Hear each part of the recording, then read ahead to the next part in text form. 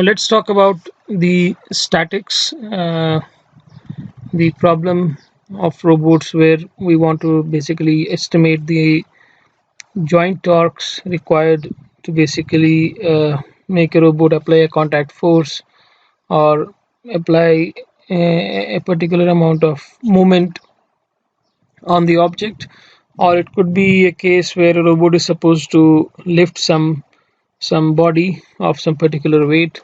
So such instances where robot is actually required to perform a static, a kind of a job, we would really like, or we'll be really interested actually in finding out the torque required at the joints so that the robot performs a particular, let's say, operation at the end effector level.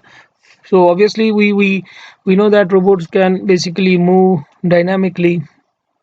As we have seen now, robots are actually required to do a lot of dynamic tasks, but there are also conditions where we would require a robot to perform a particular task which is more quasi-static, or you can say static in nature. For example, if you look at the screen, a KUKA robot is actually performing a drilling operation, let's say on some member or on some object, doing some task where it involves a contact with the object. So because of that contact, there is some force actually that is being applied on the robot, or vice versa, a robot is applying a force on the surface and the robot gets basically a reaction force at the end effector. Now what is the amount of torque that is required actually at the joints to establish this amount of force at the end effector, or you can say this amount of movement at the end effector? Similar to what we have in terms of Cartesian position or motion profile, we have XYZ translation motion, and then we have rotational motions.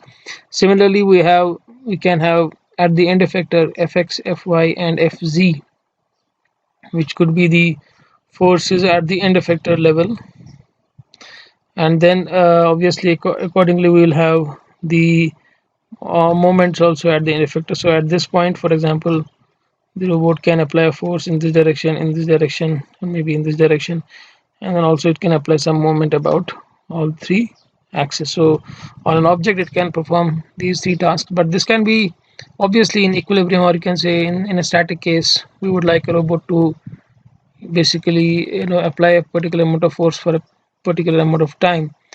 So what is the amount of torque that is required at the joints is a question here.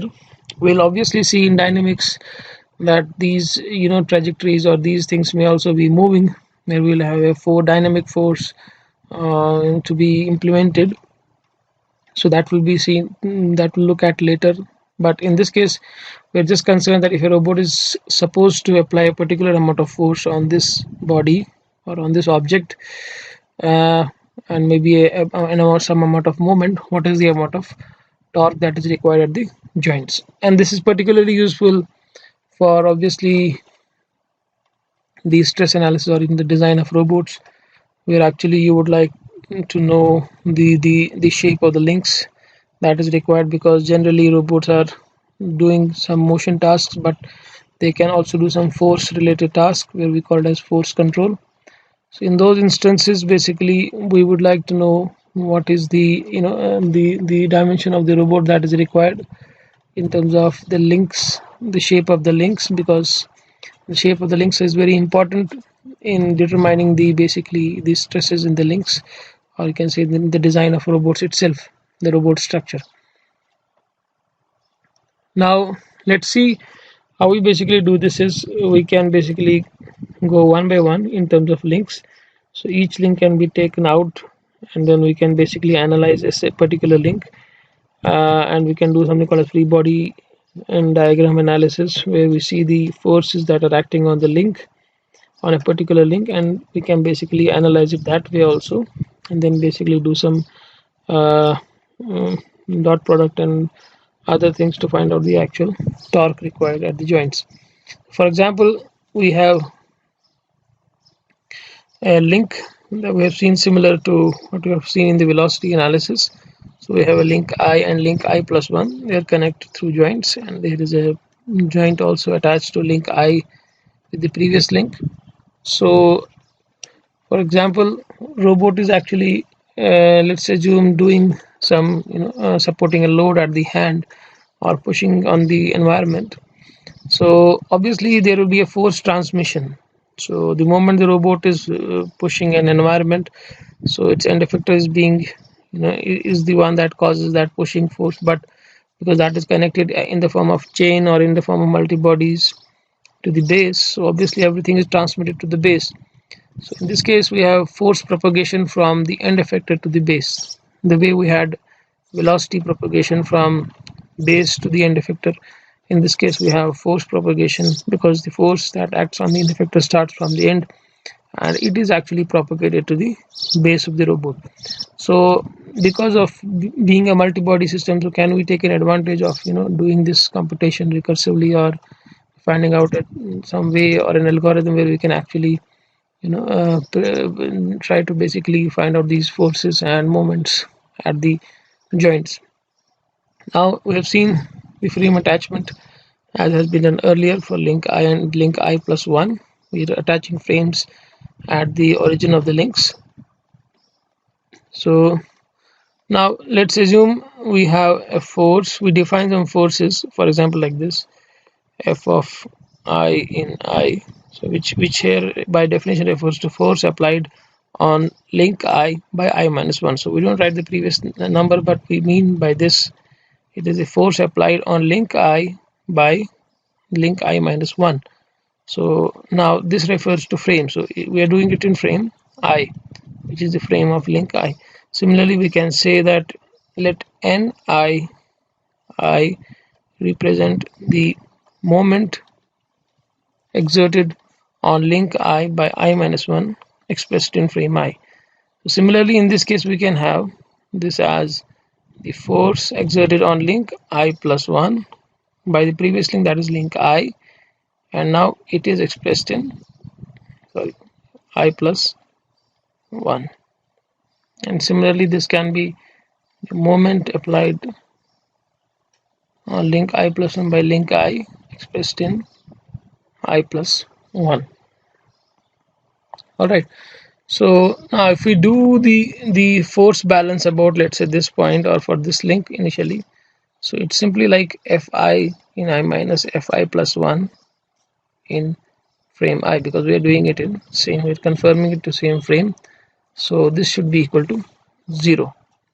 So the which in turn means that this force that is being applied on link I by I minus 1 is actually the force that is transmitted to the link I plus 1, which is caused by link I.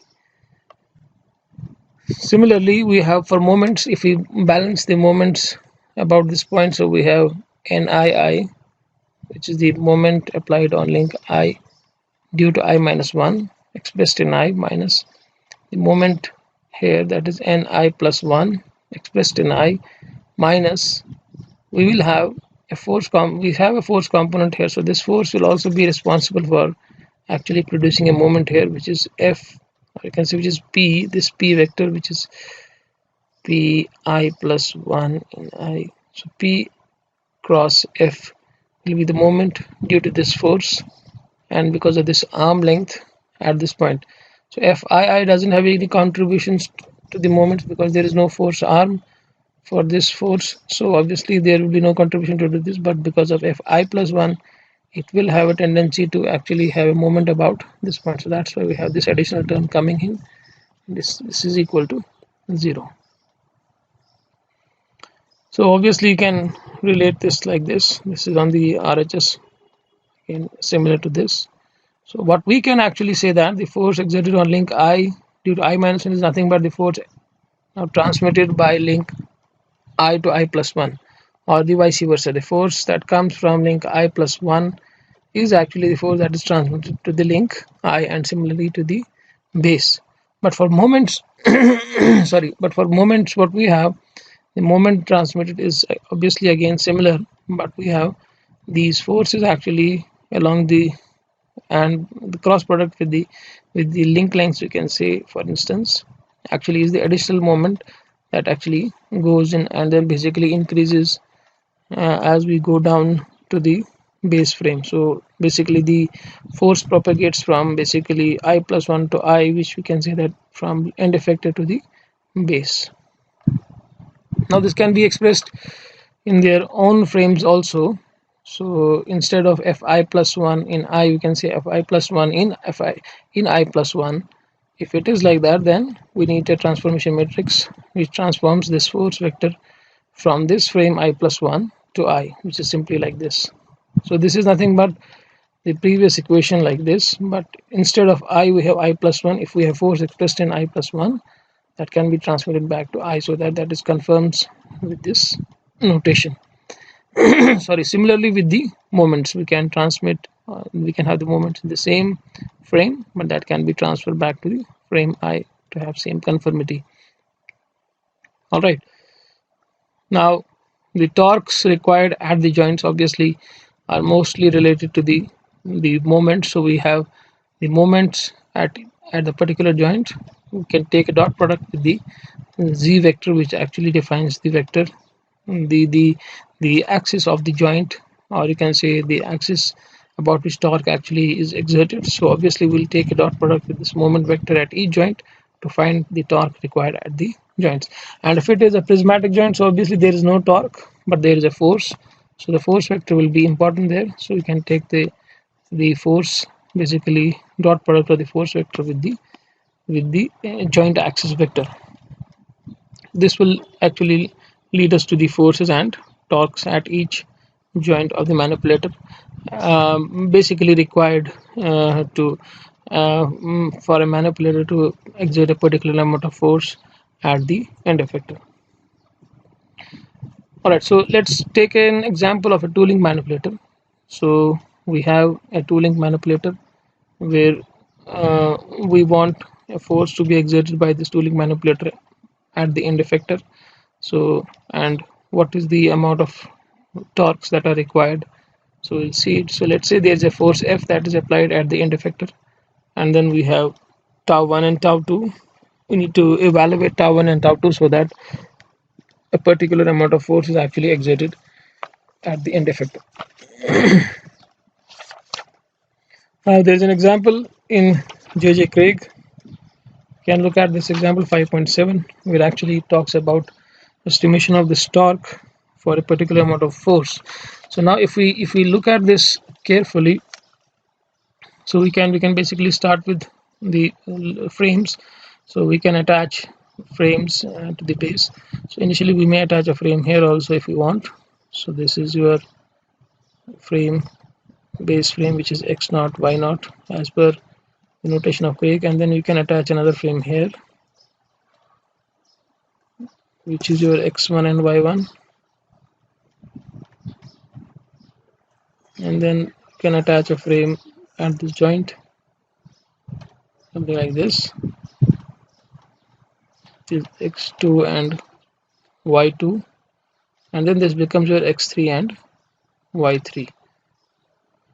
So though we attach frames to the origin of the links and there is no third link, but because we want a force which is actually being applied at the end of the link 2, so for ease of computation, for ease of understanding, we attach another frame at this point.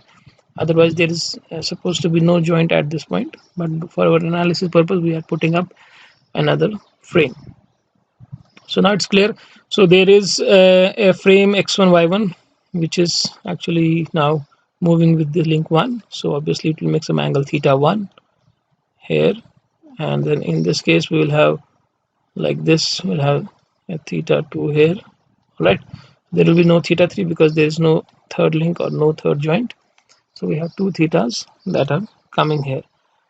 So now just let me make it a little clear by rubbing off these things. So now we assume that we understand the position of the links and the position of these frames. So for clarity, let me rub up these parts. So I hope you understand now where these links and where these actually frames are. So it will be a little clear. So I hope things are clear to you now. Now let's see. So if I talk about the vectors that we use. So we use the force vectors and the moment vectors. So now, so let's keep this as x3 and y3 because this will be useful for us to understand. So if I compute f3 in 3, so f3 in 3, so since there is no frame, so there is no link 3, so we don't actually need to compute these f3 in 3, but we can still say that it is nothing but fx and fy. Let's say it has a f3 in 3 means force applied on link 3, okay, due to 2, or you can say force applied on link 3. That's it. So we can say this f is actually applied on the joint of link 3.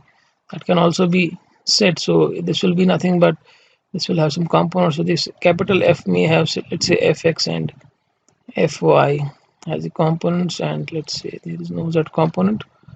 So let's assume this is a planar case. So obviously you have to be very careful that this fx and fy will relate to the coordinate axis x3 and y3. So it's not the global coordinate frame x3 and y3. So this has to be, maybe we can put up a 3 here. Now if I want to know what is f2 in 2, so that is the force applied on link 2 expressed in frame 2. So frame 2 and 3, now if you see frame 2 was here. So frame 2 and frame 3 are aligned because we assume there is no joint at 3. So frame 2 and frame 3 will have no transformation, no rotation matrix between the two, so it will be an identity matrix. So whatever is expressed in frame 3 will be expressed in frame 2. So f2 in 2 will actually be same as f3 in 3. So it will be nothing but fx, fy and 0. Same vector, force vector will be here. All right. So the moment, if we express the moment n2 in 2, so now obviously we are talking about joint 2. All right, so joint 2, so moment at this point. So the moments acting at this point is nothing but, let's say, the moment acting at this point plus the force cross, sorry, this vector cross force. So it's nothing but n3 in 3, or you can even write n3 in 2, all right, plus this vector, which we can call, let's say, for instance, x2, because this is along x2. So you can say this is nothing but, and the distance is, this is L1, this is L2, so this is L2 x2 is the vector cross product with the force. So force vector you can say is f2 in 2. Now everything is expressed in 2, 2 and 2.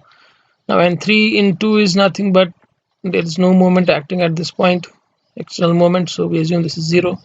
So we'll leave this part. So this L2 cross L2 x2 would be nothing but the x component of L2. So we can simply write it. So this will be nothing but the cross product of two vectors, which is, so x2 means 1 0 0, so it will be L2 0 0 cross product with fx, fy and 0. Now if we evaluate this, we'll get nothing but 0 0 L2 fy. All right. So similarly, we will move to now next one, that is f1 in 1. So this will be nothing but, if we see the definition of f1 in 1, so we will basically see that it is f of I can say f of 2 in 2 with r of 2 to 1. All right. So since f of 2 in 2 is known, so we can simply put it and then attach a rotation matrix. So rotation matrix from 2 to 1. So 2 is here, 1 is here. 2 to 1 is nothing but theta 2. So it will be simply like cos 2 minus sine 2, sine 2 cos 2, 0 0 1. with force multiplied by the F2 into, which is nothing but Fx, Fy and 0. So this will lead us basically to the force vector, which will be something like this: C2Fx, so you can say C2Fx minus S2Fy, so like this. All right, and then we have S2Fx plus C2Fy and 0. All right, so this is the force applied on link 1, and similarly we have let's go to next page. Similarly, we'll have the moment applied on link 1 in 1 is actually equal to, can again say that moment on link 2 into, okay, r of 2 to 1 plus the cross product of L1 x1 with the force vector. All right, so r of 2 to 1 is simply a rotation matrix C2 minus S2 S2 C2, which is sine 2 cos 2, and there is a unit, so there is a vector 0 0 1. So n2 into, actually if you see from the previous slide, n2 into is nothing but 0 0 L2 f of y. All right, plus, so L1 x1 is nothing but, x1 is 1 0 0, so it will be again L1 0 0 cross product with f1 of 1.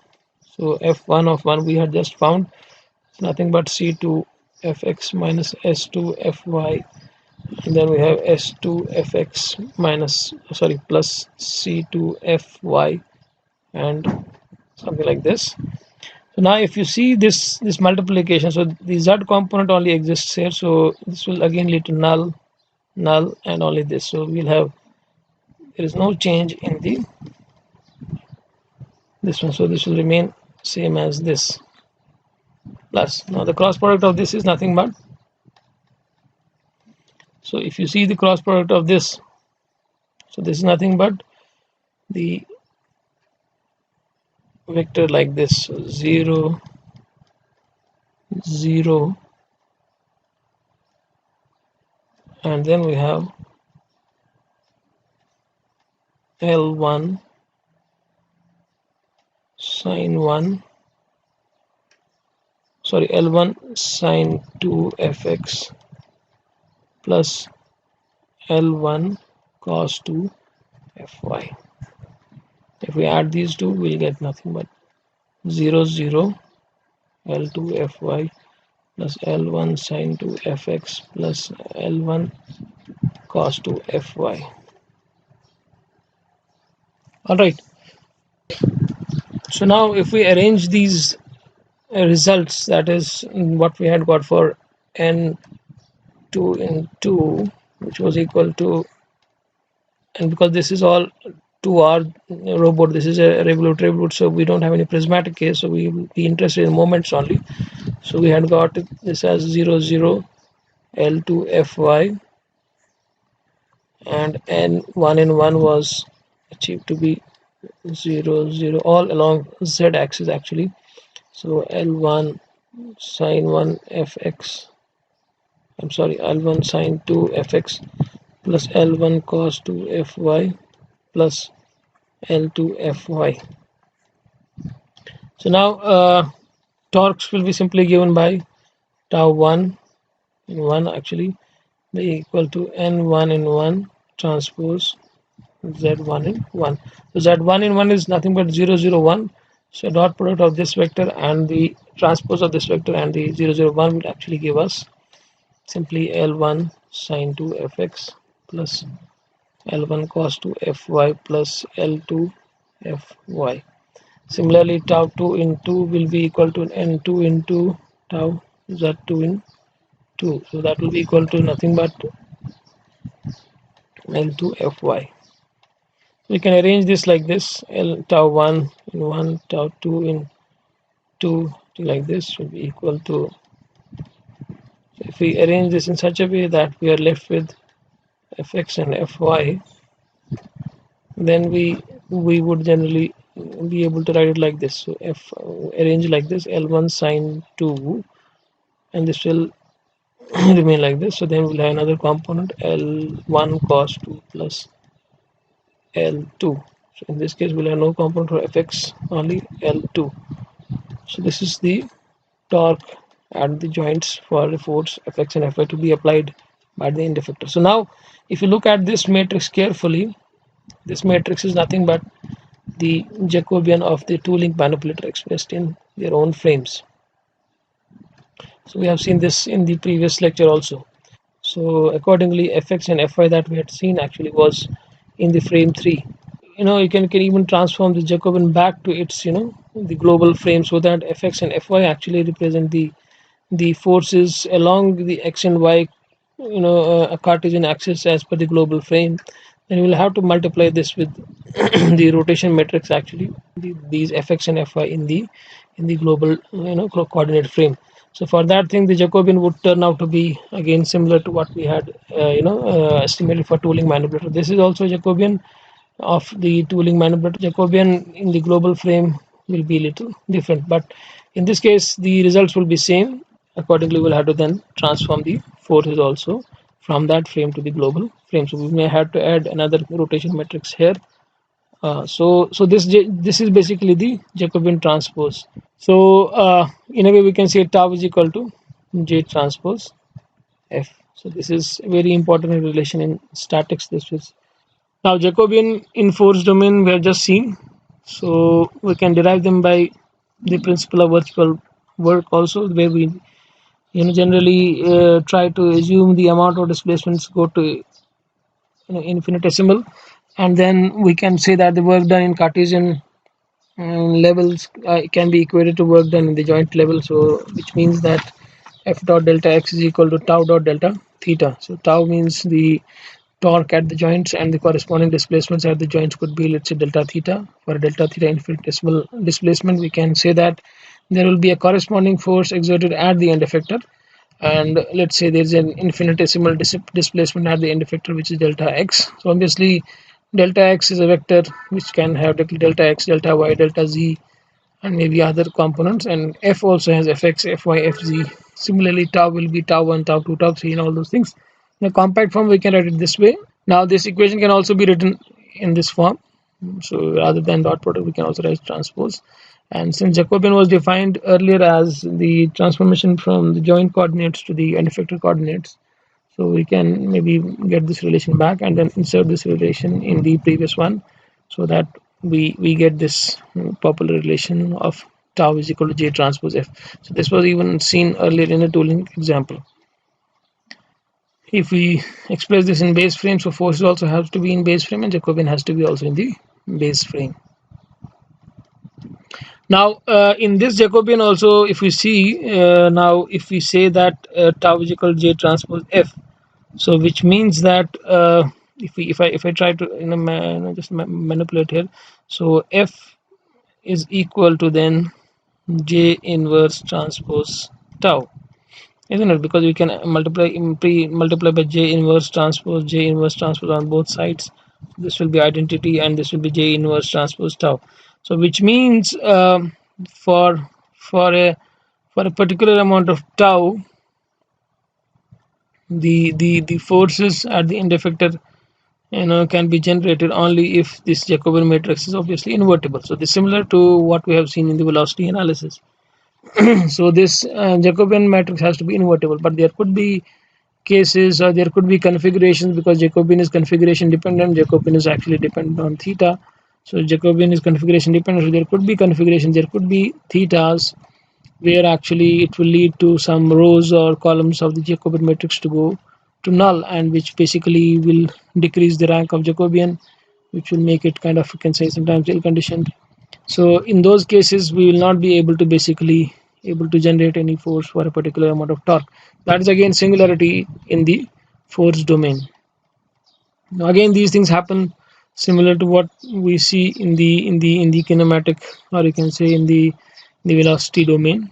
So Jacobian loses full rank, and there are certain directions in which the end effector cannot actually exert forces even if they are desired. So in this case, mechanical advantage tends to infinity. So which means that small torques, large force could be generated at the end effector, which is practically impossible. And then since we have a duality between position domain, or you can say velocity domain, and the force domain, this all is actually, that's where Jacobian plays a very significant role. Now this Jacobian will be very useful in the control of robotic manipulators, where it will help us to basically convert from the Cartesian to joint space without the inverse kinematics from J transpose F. So F is in Cartesian and tau is in joint space. Thank you.